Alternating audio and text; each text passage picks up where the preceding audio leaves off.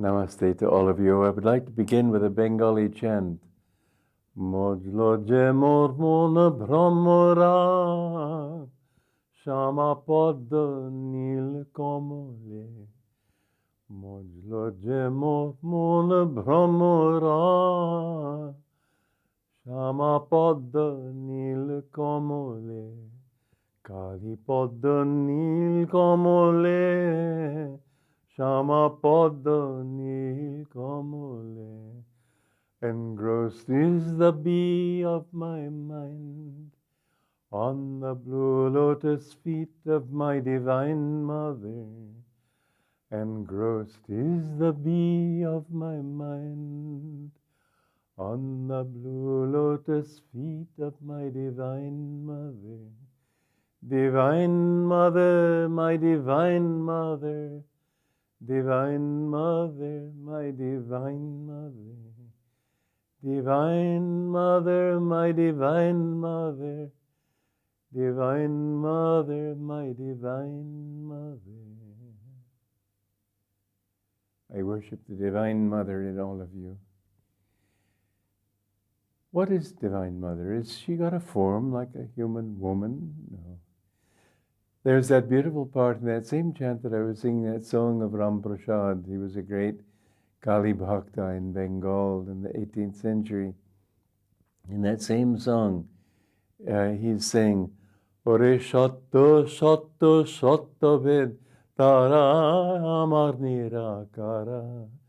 Tara is Nirakara. Tara, God, is without any form. He worshipped her as Kali, as Tara, as all.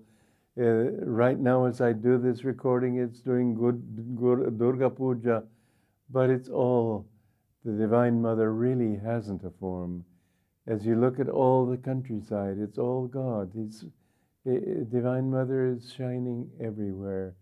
Divine Mother is everywhere.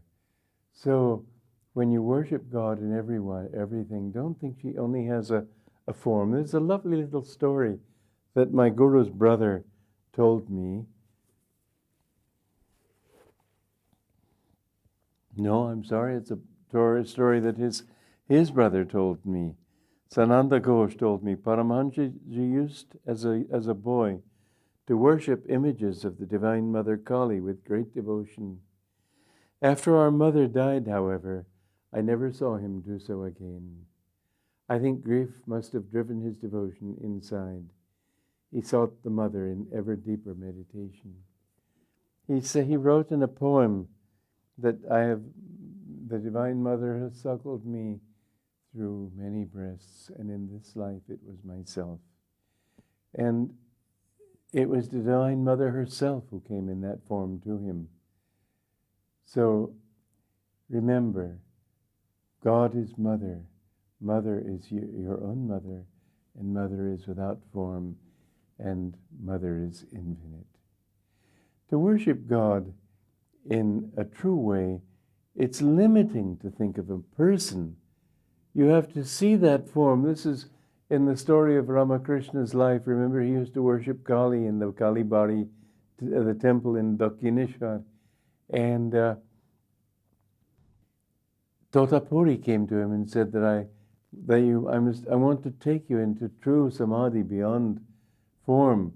And so Ramakrishna, beautiful little devotee as he was, came to the Divine Mother in the temple and said, Mother, shall I take this teaching? And she said, yes, I brought him to you. And so with her permission, she went to Totapuri. And the interesting thing was that he would see, just before he'd enter into that samadhi, he would see the Divine Mother standing in his way. Finally, he had to take a sword and slash through that image that he so much adored and go beyond that into the infinite. And it was not lack of devotion to Kali. She herself wanted him to do that. She wanted him to understand that her image was just a little manifestation of the Infinite One. The Guru also, people get too attached to the form. That's why he has to go sooner or later, because he is not that.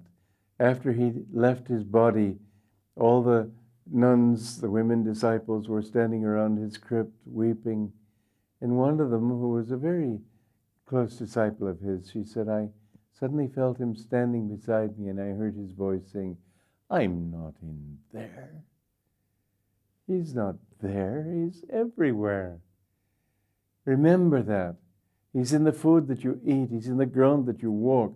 The more you have that consciousness, the more you will feel that you are his bhakta in every moment of your life, that there is no thing that you can do that doesn't have beauty in it. And when you wash your body, think of it this as Divine Mother in this form. Remember, the body itself will have to go. It wouldn't hurt even when you take your bath to think this very arm will be dust someday. That's not a depressing thought. If it is, you'd better face reality and realize that that's what it will be. Dust, ashes, what's the difference? You are that which goes beyond. You are that which survives all this and has come into so many bodies. I had a very interesting experience many years ago. I had never thought of writing music. It's a strange thing, but I'd always loved music.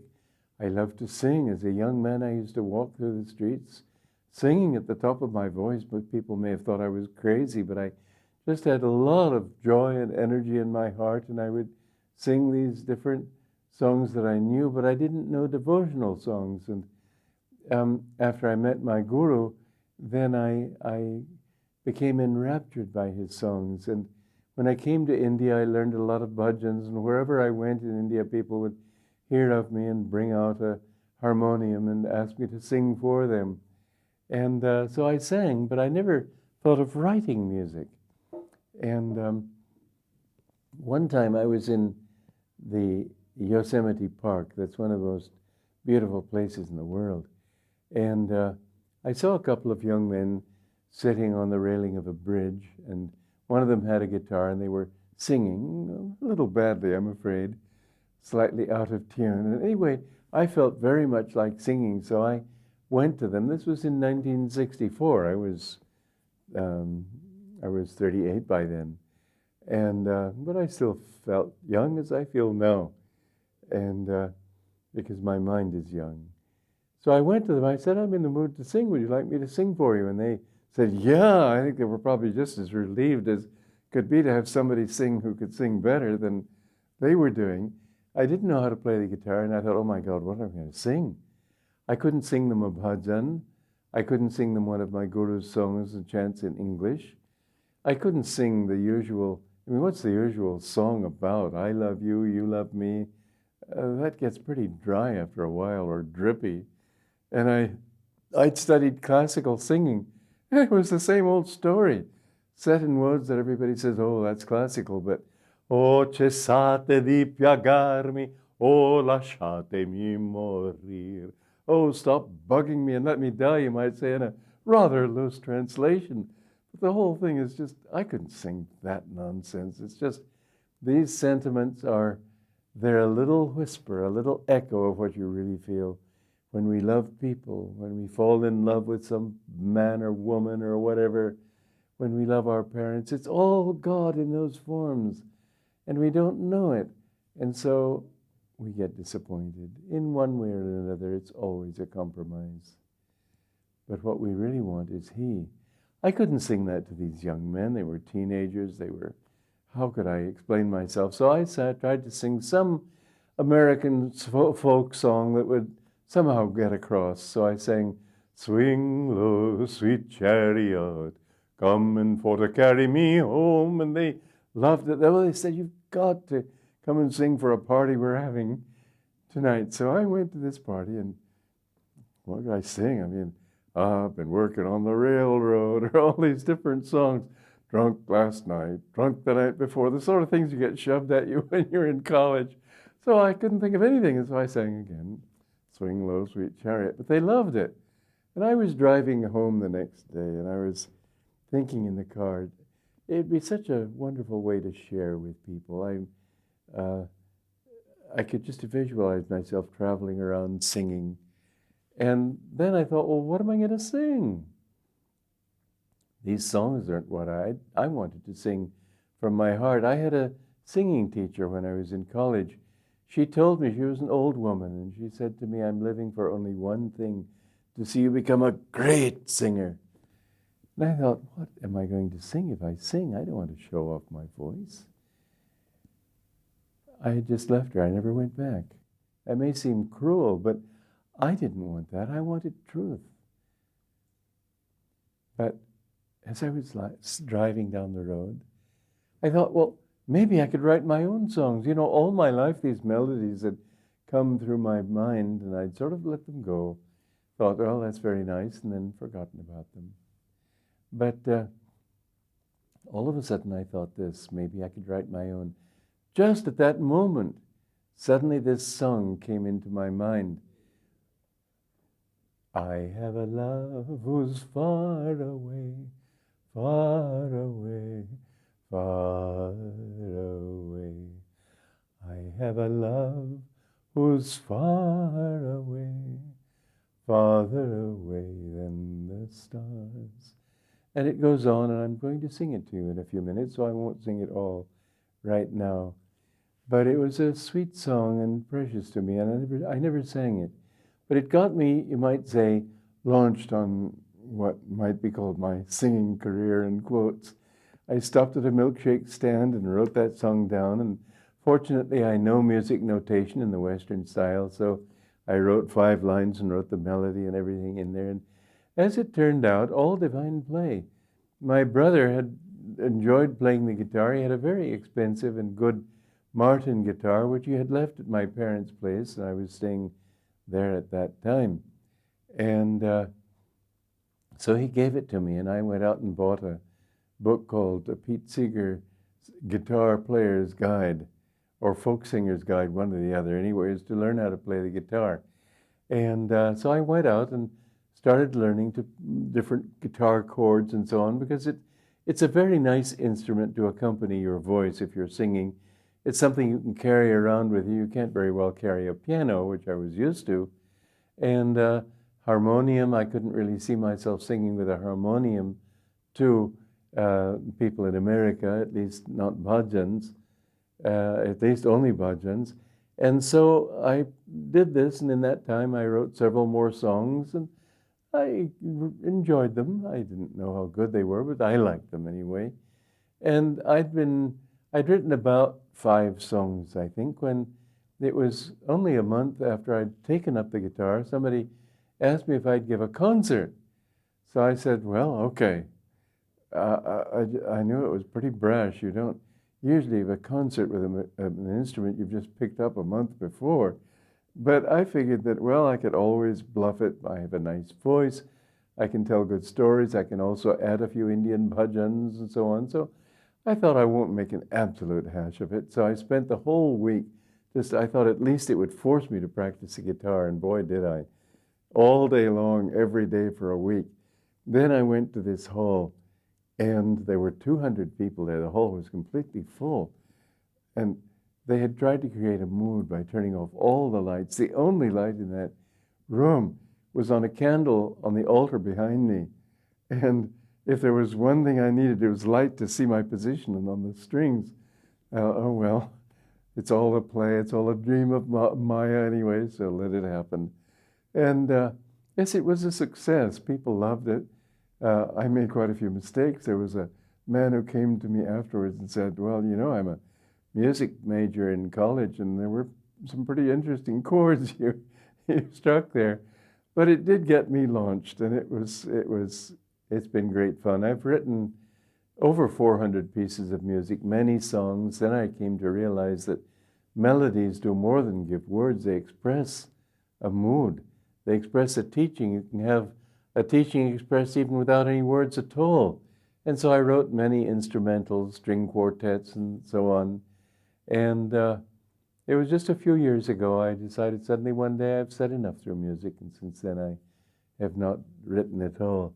But it's all a gift, and I know it's a gift. They're not my songs, but I feel that God and Guru and Divine Mother have expressed these things through me. And again, it has happened to me this way, that I just ask, and suddenly it's there. And I can't call them mine. How can I call them mine when it just was given to me? It appeared. Sometimes it would appear in very strange ways, in completely unsuitable environment, but suddenly I'd feel this inspiration come over me. And I remember I was one night, this was not a song I wrote, but I was one night, I wanted to have some well-known singer sing one of my songs. And I was meditating and felt God's presence, Divine Mother's presence very strongly. But this person was singing in a nightclub, in the nightclub area district of San Francisco, which is a pretty worldly environment. As I was walking down the street to where he was, I could feel these tentacles of energy come in, come in. And it just didn't touch me because I was just so full of the joy inside. And I was, under my breath, I was singing, Sri Ram, Jai Ram, Jai Jai Ram, Om. Sri Ram, Jai Ram, Jai Jai Ram, Om. And everything just like water off a duck's back, nothing touched me. But when you sing to God, you can go anywhere. Don't go in places to test it, but if you have to, you will find that He can be with you and just protect you. Let Him be your wall of protection. Well, this song has always been, it's the first song I ever wrote, at least in this music writing phase. When I was a little child of 6, I had a dream of a song. That doesn't quite count in this phase. As I was 6 years old, I saw these little ducks lined up in sailor suits coming up to our front porch singing, "It's time to go to school. It's time to go to school. It's time to go right now." Well, I still remember that melody. And it was a pleasant little children's song. As I said, I was 6 years old. But this song somehow has always been very special to me. God seems farther away than the stars. He is farther away, and yet He's as near as your nearest breath. The Divine Mother thinks through your thoughts and feels through your feelings. The Divine Mother became you. So listen to this song, Farther Away Than the Stars. Joy to you.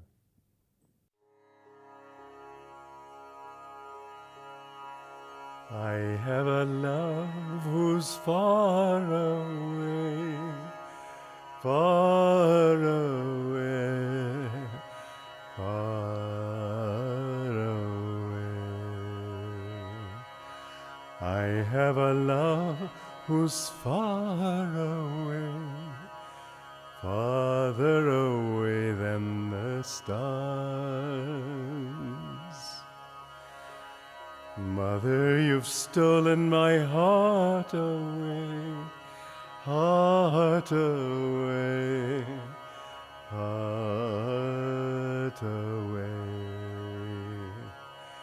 Mother, you've stolen my heart away, farther away than the stars. Keep me not bound here, teach me to fly, far from earth's madness, free ere I die. Keep me not bound, Ma, teach me to fly, farther away than the stars. There's nothing here nearly so dear, nearly so dear, nearly so dear. Mother, I know your love's ever near, though farther away than the stars.